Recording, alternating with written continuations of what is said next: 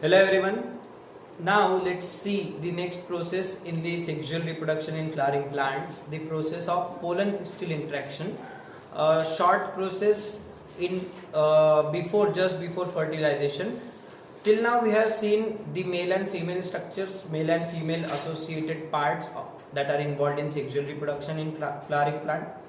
After that we have seen how the gametes are transferred. Instead of gametes, we have seen the transfer of pollen grains, that is pollination, and various types of it.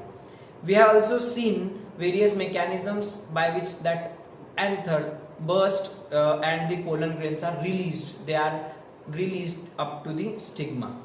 अब इसके आगे हमको देखने का है कि pollen grain तो stigma तक पहुंच गए, लेकिन उसके बाद क्या होता है. तुरंत फर्टिलाइजेशन तो नहीं होगा, क्योंकि थोड़ा सा स्ट्रक्चर्स अगर आप याद करें तो आपके ध्यान में आएगा. जो फीमेल स्ट्रक्चर है, female structure is your stigma, gynoecium. It consists of stigma, style and ovary. So this is style and if this is ovary, let us assume that it is a monoovular,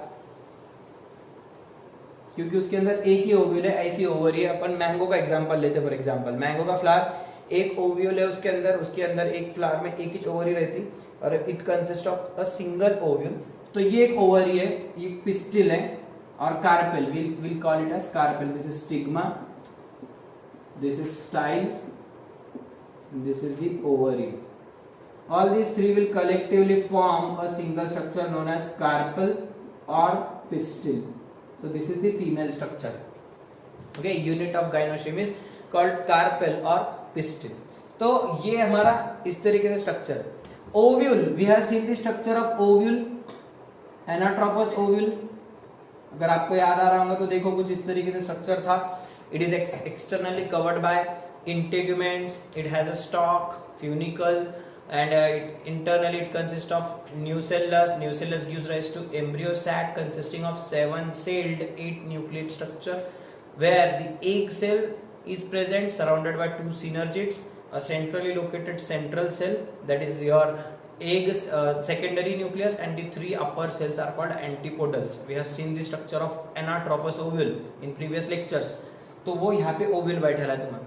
ovule के अंदर बाकी की चीजें जाने दो, बाद में अपन double fertilisation में देखेंगे. ओव्यूल में यहाँ पे एग सेल है तुम्हारी, मतलब it is your female gamete. अपना पूरा फोकस फीमेल गैमेट पे ही होना चाहिए. तो फीमेल गैमेट यहाँ पर रखा है. पोलन ग्रेन जो उड़ के आए वाले तुम्हारे इंसेक्ट के साथ आए वाले, वो पोलन ग्रेन यहाँ तक पहुंच गए. Pollen grains are here. Okay, लेकिन अभी भी देखो बीच में गैप है. यहाँ से लेके यहाँ तक पोलन ग्रेन में, pollen grain is the male gametophyte. It will produce male gametes after germination. तो यहाँ से gametes को हमको यहाँ तक पहुंचाने का है. तो इतना बड़ा भी रास्ता तय करना बाकी है. तुरंत अभी फर्टिलाइजेशन यहाँ पे नहीं हो सकता. तो ऐसे टाइम पे क्या होगा, पहली बात तो यहाँ से यहाँ तक पहुंचने का जो इवेंट है, वही पूरा इवेंट रहेगा हमारा pollen pistil interaction. What is pollen pistil interaction? The events, all events that are from the incidence of pollen grain up to on stigma up to the entry of pollen tube, entry of gametes into the ovule. यहाँ से ये दोनों points के बीच में जो सब चीजें होने वाली है, it will compromise your pollen pistil interaction. Pollen यहाँ पे गिरेगा, यहाँ से जर्मिनेट होकर यहाँ तक गैमेट्स लेकर जाएगा. All that processes, all that events are the part of pollen pistil interaction. अब ये जर्मिनेशन कैसे होता है, इसमें गैमेट्स कैसे पहुंचते, वो हमें थोड़ा सा देखने का है. अब थोड़ा सा देखा जाए तो pollination does not guarantee the fertilization process. मैं क्या लाइन बोला, जरा ध्यान से सुनो. Pollination does not guarantee the fertilization process. Pollination हो गया मतलब फर्टिलाइजेशन हो गया, ऐसा होता है क्या? नहीं. अरे पॉलिनेशन हुआ मतलब क्या हुआ, अभी सिर्फ पोलन ग्रेन आकर स्टिग्मा पे गिरे वाला है. अभी फ्यूजन नहीं हुई, फर्टिलाइजेशन नहीं हुआ. Pollination is not necessarily that the fertilization is done. Pollination is simply the transfer of pollen grain. Pollination के आगे अभी पोलन ट्यूब को जर्मिनेट होना पड़ेगा, पोलन ग्रेन को, और गैमेट को फीमेल गैमेट तक पहुंचाना पड़ेगा. उसमें दूसरी बात ये होती है कि पोलन ग्रेन जरूरी नहीं कि सेम स्पेशीज के पोलन ग्रेन स्टिग्मा पर आके गिरे. फॉर एग्जाम्पल अगर रोज है, एक गार्डन में रोज के प्लांट लगे हैं, उसके बाजू में दूसरे प्लांट्स है और बहुत सारे फ्लावर्स के प्लांट्स है, तो हो सकता कि जब वो इंसेक्ट, फॉर एग्जाम्पल जो भी इंसेक्ट पॉलिनेटर है, it will sit on rose flower, it will carry that pollens of rose flower on the flower of some another, daisy के फ्लावर से कोई और फ्लावर है वहाँ पे आसपास, सनफ्लावर वगैरह, मतलब किसी दूसरे स्पीशीज के भी पोलन ग्रेन्स यहाँ पर स्टिग्मा पर पहुंच सकते। तो ऐसे टाइम पे स्टिग्मा को क्या चाहिए, stigma should be able to identify the pollen grains of its own species. Rose के पोलन ग्रेन्स कौन से हैं उसमें से ये स्टिग्मा को पहचानते आना चाहिए। ऐसा नहीं हुआ तो क्या होगा, pollen grains of stigma of rose, pollen grains of sunflower, ये दोनों अलग अलग है। कैसे अलग अलग है, इसके क्रोमोसोम नंबर अलग है, इसके क्रोमोसोम नंबर अलग है। ओके, जब क्रोमोसोम नंबर अलग अलग हो जाते हैं तो बनने वाला जाइगोट भी अलग अलग रहेगा। तो कई बार क्या होता, फर्टिलाइजेशन नहीं हो पाता। फर्टिलाइजेशन हुआ भी तो एक हाइब्रिड सेल बनती, वो हाइब्रिड सेल फिर डिस्ट्रॉय हो जाएंगी, उसकी ग्रोथ ही नहीं हो पाएगी due to irregular number of chromosomes, अलग अलग क्रोमोसोम नंबर से। तो ऑब्वियसली फिर जरूरी क्या है, अपने स्पेशीज के पोलन ग्रेन्स को ही वहां पे स्टिग्मा ने जर्मिनेट होने के लिए अलाउड करना चाहिए। The stigma should be able to identify the pollen grains of its own species and it should be able to allow that pollen grain to germinate. दूसरे किसी पोलन ग्रेन को वहां पे जर्मिनेट उसने नहीं होने देना चाहिए, किसने, स्टिग्मा ने। जैसे कि ह्यूमन बीइंग में होता, for example human ovum it is present in the fallopian tube, ampulla में प्रेजेंट रहता। We will see it in human reproduction chapter. तो जब human ovum when it is isolated, for example isolate किया उसको अपन test tube baby के लिए isolate किए female की बॉडी में से, and it is placed on test tube in simulated condition just like the female uterus, वैसी कंडीशन वहां पे बनाते, पीएच टेम्परेचर ऐसा टेस्ट ट्यूब के अंदर मेंटेन रखते हैं हॉस्पिटल में। उसके ऊपर जब वो जो ओवम रहेगा तो ओवम के ऊपर जब स्पर्म रिलीज करेंगे with the help of injection, so that sperm will be identified by this ovum. ये ओवम पहले पहचानेगा whether it is human sperm, whether it is human sperm. उन दोनों के सरफेसेस पर कुछ ऐसे केमिकल्स प्रेजेंट रहेंगे, for example fertilizin and anti fertilizin, these are the two chemicals present on the surface of ovum and sperm. जब वो दोनों जब स्पर्म और ओवम एक दूसरे कांटेक्ट में आएंगे तो एक रिएक्शन होती फर्टिलाइजिन एंटी फर्टिलाइजिन रिएक्शन। और जब ओवम को पता चलता कि यस मेरा फर्टिलाइजिन जो केमिकल है उसको केमिकल टेस्ट पॉजिटिव देने के लिए एंटी फर्टिलाइजिन आया है, तभी वो उसको पहचानता that it is human sperm. Otherwise वो दोनों अगर मंकी का स्पर्म उसके ऊपर डाले, so the monkey sperm will also contain anti fertilizin, but that anti fertilizin is particular, it is special for the fertilizin of female ovum of monkey. Human ovum के साथ में उसकी रिएक्शन नहीं आएंगी पॉजिटिव। तो human ovum will not allow the entry of other sperms. Every time female gamete will identify the male gamete of its own type, of its own species. जब तक खुद के स्पेशीज का उसको नहीं मिलेगा it will not allow fusion. अगर fusion हुई भी तो वो एक फेलियर रहेगा, क्योंकि उसमें क्रोमोसोम्स अलग अलग है, गैमेट्स में अलग अलग क्रोमोसोम्स की वजह से वो जाइगोट सर्वाइव नहीं कर पाएगा और एम्ब्रियो बनेगा नहीं, वो डेड हो जाएगा। So therefore to avoid that failure, वो जो फेलियर होने वाला है उसको अवॉइड करने के लिए पहले ही क्या होता है, the female structure has some chemicals, male structure has some chemical, that chemicals will interact with each other. For example proteins रहेंगे दोनों के सरफेस पे, शुगर्स रहेंगी दोनों के सरफेस पे, दोनों एक दूसरे को जब पॉजिटिव रिएक्शन देंगे तो ही female structure will allow the male structure to come inside. समझ में आ रहा बेसिक क्या है, अपने को भी वही काम करना है। ये गुलाब के स्टिग्मा है, उसके ऊपर कोई और के पोलन ग्रेन्स आके बैठ गए, वो जर्मिनेट हो गए, रिका में धंधे कोई फर्टिलाइजेशन ठीक से सक्सेसफुल नहीं हो। रोज की स्टिग्मा के ऊपर रोज का ही पोलन ग्रेन जर्मिनेट होना चाहिए। तो ये सब पहचानना, उसको जर्मिनेट करके देना, उसको एक तक पहुंचाना, ये सारी प्रोसेस अपने को देखने के pollen pistol interaction. So the first step in that pollen pistil interaction will be the identification of self or own pollen grain. It is also called compatible pollen grain by the stigma. अभी जो बोला तुमको वही बात, rose stigma या फिर stigma of rose flower will identify the pollen grain of rose only. Other pollen grains are discarded. Other pollen grains are not allowed by stigma to germinate. Stigma उनको allowed ही नहीं करेंगे germinate होने। Why? Because there are some sugary substances secreted by stigma. Stigma secretes some sugary substances, polypeptides यहाँ पे secrete करेंगे. Due to that sugary substances, the pollen as well as externally there are some special proteins are also present. ये stigma पे कुछ sugary substances present है plus कुछ proteins present है surface पर, और जो पोलन ग्रेन आने वाला है, so this pollen grain is here. Okay, so pollen grain के सरफेस पर भी कुछ स्पेशल प्रोटीन्स रहेंगे.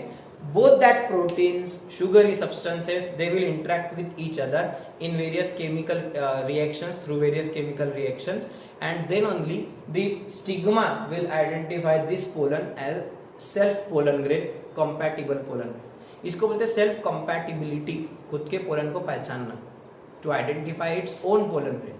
ओके, एक बार वो जान पहचान हो गई, अगर दूसरा कोई तो भी प्रजाति का पोलन ग्रेन है, फॉर एग्जांपल मैं उसको अलग तरीके से ड्रॉ करता इस तरीके से, ये पोलन ग्रेन को वो स्टिग्मा अलाउड नहीं करेंगे because the chemicals, proteins, sugars present on the surface of this pollen are different and this are different, तो ये रिएक्शन पॉजिटिव नहीं आएंगी.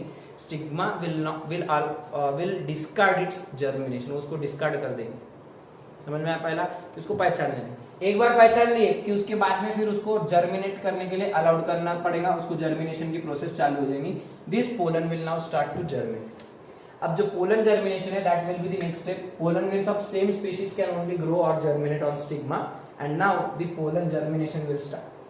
अब पोलन जर्मिनेट कैसा होगा, तो उसके भी कुछ 4-5 छोटे-छोटे स्टेप्स है. स्टेप्स मतलब क्या है, वहां से अपने को ट्यूब लेके निकालने के, अंदर तक मेल गैमेट्स लेके जाने के, वही सारे स्टेप्स. तो थोड़ी सी एक लाइन यहाँ पे याद करो, तुमको मैंने पॉलिनेशन अपने मेल गैमेटोफाइट में बोला था, डेवलपमेंट ऑफ मेल गैमेटोफाइट में, अगर आपने देखे थे पोलन ग्रेन के स्ट्रक्चर के बाद ही अपन ने देखे थे. इन about 60% species, pollen grains shed at 2-celled stage, whereas in remaining 40% species of angiosperms, pollen grains shed off at 3-celled stage. क्या थी वो लाइन, याद आ रहा है क्या तुमको? पहले तो पोलन जर्मिनेशन होके क्या बनता, कैसे बनता, थोड़ा सा याद करो, एक रिमाइंडर देखो वाला, वो ऐसा ही कुछ होता क्या, मैं यहाँ पे शॉर्ट में नहीं कर. This is pollen grain.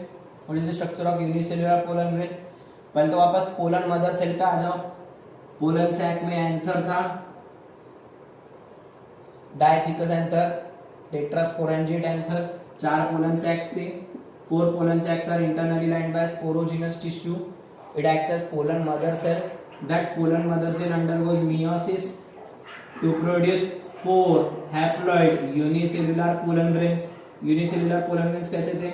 Externally covered by exine and internally covered by thin layer intine. Then internally it has 1 cell. So this is called unicellular pollen grain. लेकिन ये अभी बर्स्ट नहीं होगा, ये एंथर अभी बर्स्ट नहीं होगा, इसकी डिवीजन होंगी. It will produce 2 cells. It will produce 2 cells. Upper cell is called vegetative cell, also known as tube cell, and the lower cell is known as generative cell. Okay, so ये जो 2 cell stage है, तो ये जब 2 cell stage बनेगा यहाँ पे, तब वो एंथर बर्स्ट होगा और पोलन ग्रेन्स रिलीज होंगे. Pollen grains are never release at unicellular stage. ये यूनिसेल्युलर स्टेज के अंदर पोलन ग्रेन रिलीज नहीं होंगे, उसमें डिवीजन होंगे. पहला माइटोसिस होगा और फिर 2 सेल्स बनेंगे, vegetative cell and generative cell, और ये पोलन ग्रेन्स हवा में उड़ के जाएंगे, कीड़े के ऊपर बैठ के जाएंगे, जो भी प्रोसेस है वो हिसाब से पॉलिनेशन होगा. So pollen grains generally shed at 2-celled stage in about 60% of angiosperms. What about remaining 40? ये अभी और यहाँ पे अभी बर्स्ट नहीं होगा एंथर. इसके आगे की प्रोसेस डिवीजन भी यही होंगी. क्या रहती है आगे की प्रोसेस? इस तरीके से यही रहेगा. Vegetative cell will remain as it is and your generative cell will divide by mitosis. It will produce 2 haploid non-motile male gametes. अब ये 3 सेल्स कैसे होंगे? This is 1 vegetative cell, these are the 2 gametes, these are the 2 gametic cells.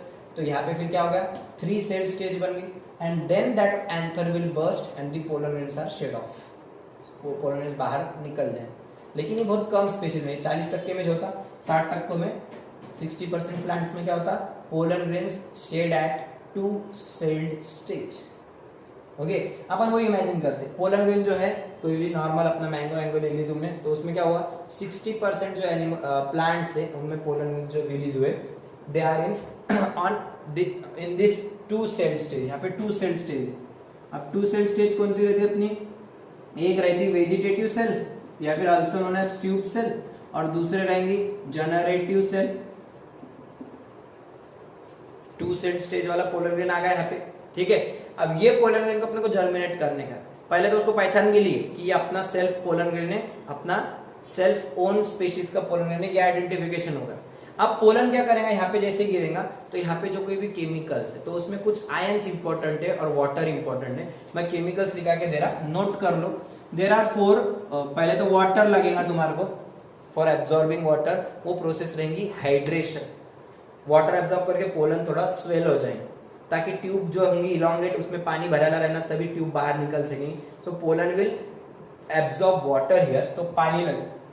यहाँ पे 4 ions important रहते, calcium ions, potassium ions, chloride ions and boron, ठीक है। इसके साथ में प्रोटॉन्स आर आल्सो इंपॉर्टेंट। सो सबसे इंपॉर्टेंट तो रहेगा तुम्हारे लिए calcium, it is the central regulator of pollen germination.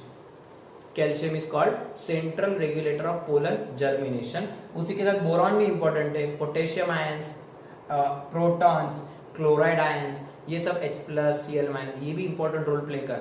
So these are most important ions. तुमको एमसीक्यू पूछेंगे इनमें से कौन सबसे इंपॉर्टेंट है, calcium is the most important. Mineral nutrition chapter में तुमको बोरॉन का रोल दिखाई देगा, boron it plays important role in pollen germination, तो वहां पे भी बोरॉन भी रहेगा, कैल्शियम भी रहेगा। So these both are answers, correct answers, okay. All these ions play important role in germination of pollen. अभी आइडेंटिफिकेशन हो गया, अभी जर्मिनेशन बाकी है, तो उसके लिए लगने वाली चीजें क्या क्या है, दीज आर द आयंस। पानी लगेगा और ये सब आयंस लगेंगे। अब पानी क्या होगा फिर, pollen will absorb water from stigma, यहां से पोलन एब्जॉर्ब करेगा water, okay, and water will enter into the pollen tube, pollen grain, and the vegetative cell or tube cell will show extension, cytoplasmic extension, वो यहां से बाहर आने लगेंगे, okay. अपनी जो एक काम का है अपन उसको ही फोकस करेंगे।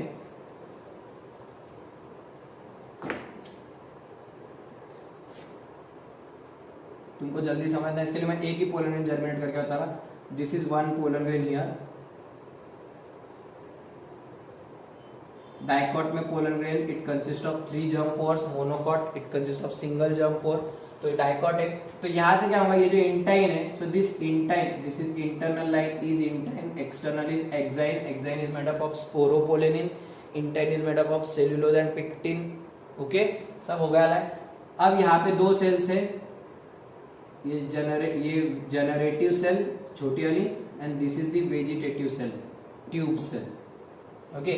ये जो ट्यूब सेल है यहाँ पे का, तो यहाँ का जो इंटाइन है, पानी एब्जॉर्ब करने से वो इंटाइन इस तरीके से बाहर आना शुरू हो जाए। Intine will come out of the germ pore, intine will grow out of the germ pore. पानी एब्जॉर्ब हो गया, हाइड्रेशन हो गया, पोलन ग्रेन आके बैठने के बाद वाटर एब्जॉर्ब हुआ, intine will grow and it will produce a germ tube. यहां से भी निकलेंगी, यहां से भी निकलेंगी, पॉसिबिलिटी अपने अलग अलग स्पीशीज में अलग अलग रहती। जनरली क्या होता, एक ही पोलन ट्यूब बनती एक पोलन ग्रेन से, लेकिन कई बार तीनों में से भी 3 पोलन ट्यूब्स निकल सकते उस, तो वो अलग अलग स्पीशीज में रहता। बट जनरली एक कोई तो भी पोलन जर्म पोर में से ही पोलन ट्यूब निकलेगी। Process of formation of pollen tube और उसके अंदर जो गैमेट ट्रांसफर होने वाले उसको बोलने का साइफोनोगेमी। साइफोन पुंगी, साइफोन का मतलब है कोई तो भी पुंगी जैसा स्ट्रक्चर, एक ट्यूब लाइक स्ट्रक्चर। सो यहाँ पे ट्यूब लाइक स्ट्रक्चर तैयार हो रहा, और ये ट्यूब के अंदर बाद में मेल गैमेट्स आ जाएंगे। So the transfer of male gametes with the help of pollen tubes is known as siphonogamy, okay. It may be monosiphonous, mono मतलब एक ही साइफोन, एक ही पोलन ट्यूब तैयार होंगे। इट मे बी पॉलीसाइफोनस, कई सारे पोलन ट्यूब्स तैयार होंगे। तो साइफोन का मतलब याद रखो, ट्यूब, उस पे से याद रहेगा, साइफोन शब्द आते हैं दिमाग में बिठा लेने का, पोलन ट्यूब, ओके। सो साइफोनोगेमी होगा यहाँ पे, और पोलन ट्यूब इस तरीके से जर्मिनेट होंगी बाहर, ठीक है। अभी गैमेट्स नहीं बने, अपन ऐसा इमेजिन करेंगे 2 सेल्ड स्टेज है, 2 सेल्ड है, उसका 3 सेल्ड करने का है। तो 2 सेल्ड का 3 सेल्ड कैसा करे थे अपन ने, पहले में माइटोसिस 1 यहाँ पे हुआ, 2 सेल्ड बना, और माइटोसिस 2 के बाद, माइटोसिस 2 होने के बाद में अपन ने 3 सेल्ड स्टेज तैयार किए थे। तो यहाँ पे फिर 3 सेल्ड स्टेज बनेगी। ये जो जर्म सेल है, जनरेटिव सेल है, it will produce 2 gametes, okay. अब ये ट्यूब इलांगेट होंगी इधर से, यहाँ से जो टिश्यू है यहाँ पे स्टिग्मा का, it is called sporogenous tissue of stigma. तो टिश्यू को ब्रेक करते हुए वो ट्यूब जो बीच में इंटरसेल्युलर स्पेसेस है सेल्स के बीच में, वहां से पास होते हुए आगे जाएंगे। जनरली तो क्या रहता है, ये जो स्टिग्मा है, स्टाइल इज हॉलो, अंदर से खाली रहती, but it is only found in case of monocots. Monocots के मामले में तो स्टाइल इज हॉलो, तो वहां पे कुछ प्रॉब्लम नहीं होगी। एक बार ये बर्स्ट होगा, यहाँ से ट्यूब यहाँ तक आ गई, तो ये हॉलो पाइप में से इजीली पोलन ट्यूब आगे बढ़ सकती। लेकिन डाइकॉट्स में यहाँ पे हॉलो नहीं रहता, डाइकॉट्स में यहाँ पे भी सेल्स प्रेजेंट रहते, तो ऐसे टाइम पे क्या होता, फिर सेल्स के बीच में जो जगह है वो जगह से होते हुए इस तरीके से पोलन ट्यूब आगे बढ़ेगी। It will make its route between the cells. थोड़ा सा ध्यान में रखो, मैं इतना डिटेल में बोल रहा हूं, भले बातें कुछ याद रह सकती। मोनोकॉट्स में क्या होता है, style is hollow, so pollen tube can easily enter up to the ovule. But in case of dicots, tissue is present, parenchymatous tissue is present in this style. It is not hollow, it is solid style in dicots. So the pollen tube will pass through the cells by breaking the cells, by breaking cellular barrier. वहां से होते हुए पास होते हुए it will reach up to the ovule. समझ में आया pollen tube किस तरीके से जर्मिनेट होती है। And the two male gametes that are produced from generative cell, that two male gametes are non-motile, so they will also migrate downwards into the pollen tube. ये जो ट्यूब सेल है, इसका nucleus सबसे पहले आगे बढ़ जाएगा ट्यूब के अंदर, वो डायरेक्शन गाइड करेगा। This cell, nucleus of tube cell will guide the pollen tube, okay. और उसके पीछे पीछे फिर माइग्रेट होंगे तुम्हारे two haploid male gametes. This structure which is containing pollen tube, tube nucleus and two haploid male gametes is known as male gametophyte of angiosperms. A pollen tube containing tube cell, pollen tube and two haploid male gametes. So this structure is known as male gametophyte of angiosperm. मतलब male gametophyte तैयार कहाँ पे होता है angiosperm में? Mail की body पे होता, एंथर में होता, क्या स्टिग्मा पे होता? It is produced on stigma after pollen germination. MCQ पूछते हैं मेल गैमेटोफाइट कहाँ पे बनता? तुम्हारे दिमाग में आता है एंथर में। अरे एंथर में पोलन्स बनते, पोलन्स भी यूनिसेल्युलर रहते, वो यूनिसेल्युलर में माइटोसिस होकर 2 सेल्ड बनता, वो रिलीज होने के बाद यहाँ आने के बाद 3 सेल्ड बनता, और फिर ये जो स्ट्रक्चर है ये male gametophyte, okay. This male gametophyte will reach up to the ovule. यहाँ तक की जो एंट्री है, यहाँ तक के जो पॉइंट्स है, इसको बोलते हैं पोलन पिस्टिल इंटरेक्शन, ओके। अब ये पोलन को आगे जाने का है, सिनर्जिड्स तक पहुंचेंगे, क्योंकि एग सेल तुम्हारा सिनर्जिड के पास बैठे वाला है, तो वो प्रोसेस कैसे क्या कंप्लीट होती, उसमें फिर सिनर्जिड कैसे अट्रैक्ट करते, एंट्री ऑफ पोलन ट्यूब कैसे होती, फर्टिलाइजेशन कैसे कंप्लीट होता, और आगे फिर प्रोडक्ट्स क्या बनेंगे, वो सब तुम्हारा डबल फर्टिलाइजेशन का हिस्सा है। लेकिन यहाँ तक की जो प्रोसेस है उसको बोलते हैं पोलन पिस्टिल इंटरेक्शन। अगर फटाफट समराइज करने का रहा तो क्या मिलेगा तुमको? Pollen pistil interaction includes all the events from the incidence of pollen grain up to the entry of pollen tube into the ovule. This process involves various steps, such as first step will be the identification of its own pollen by the stigma. Some chemicals are present on pollen as well as on stigma that will interact with each other. That chemical interaction will lead to identification of own pollen grain, also known as self pollen grain or compatible pollen grain. The sugary substances, proteins will play important role here in identification process. Okay, that pollen grain when it is identified as self pollen grain, so the pollen grain of same species can only grow or germinate on the stigma. Germination will involve various steps. First of all, the pollen is identified. After that, the pollen grain attaches itself with the stigma. Attachment is known as pollen adhesion. Adhesive मतलब चिटकना, जुड़ जाना. So adhesion मतलब जुड़ जाना. Pollen adhesion with the stigma. और after adhesion, it will start absorbing water, and absorption of water will be the pollen rehydration. Water reabsorb करने के साथ ही कुछ chemicals रहेंगे that will also play important role in pollen germination, formation of pollen tube. The ions that play important role in pollen germination are calcium, potassium, chloride and hydrogen ions, that is your protons. Boron is also important here for pollen germination. Okay, Then that pollen tube will now start to form. The formation of pollen tube will take place. अब यहाँ पे chemicals involve है, तो इसकी वजह से इसको क्या बोलते हैं, कीमोटैक्टिक मूवमेंट. इसको क्या बोलते हैं, chemotactic movement, chemotaxis movement towards chemicals. It is called chemotactic movement. सब केमिकल्स रेगुलेट करते हैं मूवमेंट को. फोटोटैक्टिक मूवमेंट, सनलाइट की तरफ मूवमेंट होना, प्लांट्स की ग्रोथ सनलाइट की तरफ होती, वाटर की तरफ होती, हाइड्रोटैक्टिक. ओके, वैसे कीमोटैक्टिक, यहाँ पे केमिकल्स इंपॉर्टेंट रोल प्ले कर रहे हैं. So this movement is chemotactic movement. और इसमें पोलन ट्यूब बनेंगे. The pollen grain will germinate. 2 cell stage will get converted into 3 cell stage. 2 male gametes are produced from generative cell, and pollen tube will grow from intine from one of the germ pore, and it will move towards the ovule through style. If style is hollow, it will simply move. If it is solid, it will move through the cells. The speed of movement of your pollen tube is about 10 millimeter per hour. Pollen tube की speed कितनी है, moves at a speed of 10 millimetre per hour. 1 घंटे में 1 centimetre, 1 घंटे में 1 centimetre. 10 millimetre मतलब 1 centimetre, तो 10 millimetre इन और 10 मिलीमीटर इन 1 आवर. 1 घंटे में 1 सेंटीमीटर की स्पीड से जाएगा, and it will reach up to the ovule. All these events compromise your pollen pistil interaction. ठीक है. So entry of pollen tube into the embryo sac will be the next point. Growth of pollen tube towards embryo sac and entry of pollen tube into the embryo sac. ये जो process है अपने को double fertilisation में देखने का है. So these are the points that are related here with pollen pistil interaction. ये जो जर्मिनेशन ऑफ पोलन ग्रेन है, so that germination of pollen grain can be studied artificially also. तुम कुछ फ्लावर्स के पोलन ग्रेन्स अगर collect किए, for example the 3 flowers crotalaria, balsam और these are the 3 plants Vinka.